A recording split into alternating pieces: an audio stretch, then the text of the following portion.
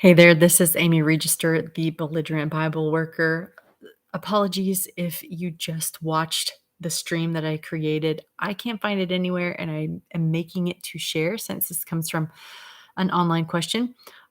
So I have to do it again. But the question that came in to me from Cherie is, why is the gospel so boring and unmotivating? And I've had a couple questions surrounding it. So I just thought I would address one of the things that I personally think will help make our message, which is always true and always motivating. So don't think I'm being blasphemous. One thing that'll help us package the message for this generation. So I'm thinking 40 and younger. Um, and of course, there are certain people who will always think like this. But here's the deal. The way that most people have heard the gospel message is a very individualistic, maybe kind of Western thinking gospel. And I believe that we are doing Jesus' message a huge disservice by focusing on this one aspect. Here's the story that you have probably heard. It's a story that basically Jesus came to earth. He lived and died. He lived a perfect life to take the place of our imperfect life and help us have a place in this heaven, this beautiful world somewhere far, far away. And the message is basically that you'll be rescued from your own sins and the chaos of this world. So it's kind of like this rescue story. And people even call it that in Bible study, the great rescue I've seen, kind of on the top of the Bible study paper. So beautiful, and it works for some people. And I personally claim that and believe it. But here's why it doesn't work for many of the people, especially the postmoderns I'm studying with. Um, First of all, that is not what the Bible teaches. Um, it is part of what the Bible teaches, but not in the entirety. If you start reading in the book of Matthew, you'll see over and over again a phrase that we're leaving out, and that phrase is of the kingdom. It's not just the good news, it's not just the gospel, it's the gospel of the kingdom. And you think, oh, Amy, you're splitting hairs or going off on a tangent. I'll just let me continue here for a second and you'll understand. But in Matthew 4, we see Jesus starting his ministry, and the author of Matthew tells us what Jesus is up to, and he repeats that of the kingdom part over and over again throughout this story. The World English Bible translates this passage this way.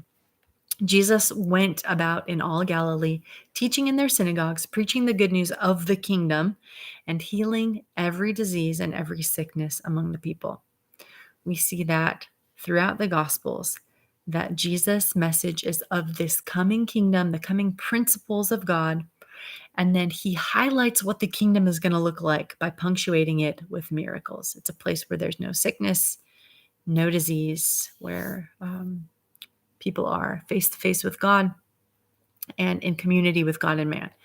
And so that's Jesus throughout the Gospels, and especially the Gospel of Matthew. So we do Jesus' message a huge disservice if we make it just about personal salvation, just about someone being rescued from their own bad actions or the crumbling world.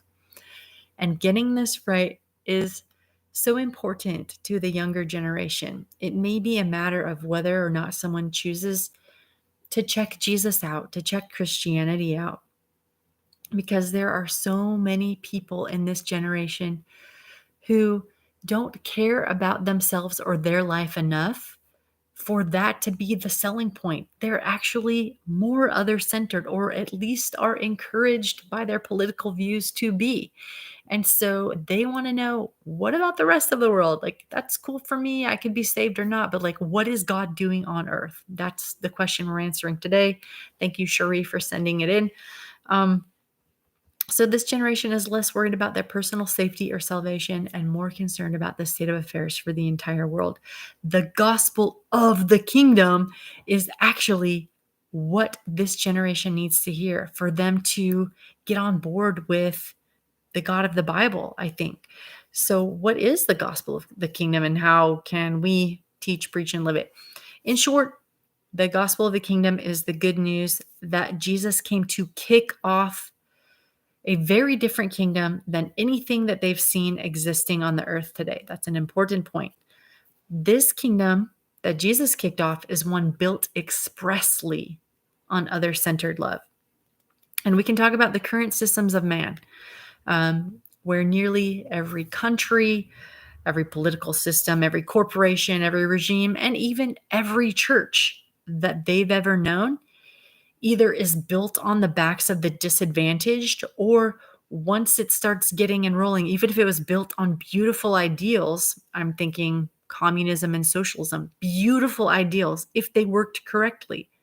Unfortunately, they never do. Even things built with the most beautiful and perfect ideas in mind eventually get to where they're harboring secrets, hiding corruption, and they start to decay from the inside out.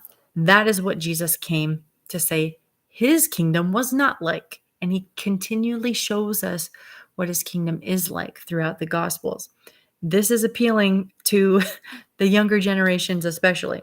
So instead of the current systems of man, Jesus says that his example and the power that he offers to humankind, that's something that doesn't exist, right? There are examples and there are ideas, but where does humanity find the power to carry that out? That's what Jesus says he does. He will use us to usher in a new kingdom on earth where every wrong is made right, where the operating principle is only other-centered love. Here's the better news. This also appeals to our generation. Even though Jesus has not come and set up this kingdom in fullness yet, we can still opt into being citizens of this kingdom. We can start to use his power, access his power to live as if it's already set up on earth. That's the gospel of the kingdom that Jesus preached. And while our personal salvation is part of it, that's part of the wrongs being made right. That's part of us being back in communion face to face with God. That's part of our reconciliation with God and man. Beautiful part of it. But if that's the first thing or the only thing that we're talking about, not enough to move this generation. It will not win souls. So the gospel of the kingdom is what Jesus preached.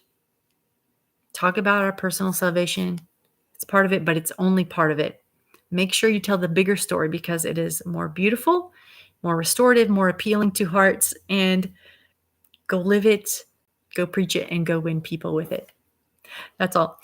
I'd love to hear your comments, your additions. Put them in the comments below or email me at askachristianfriend@gmail.com. Likewise, if you have any other questions or if you know somebody who would like their question answered in video form, you can send it in to me. Once again, askachristian@gmail.com.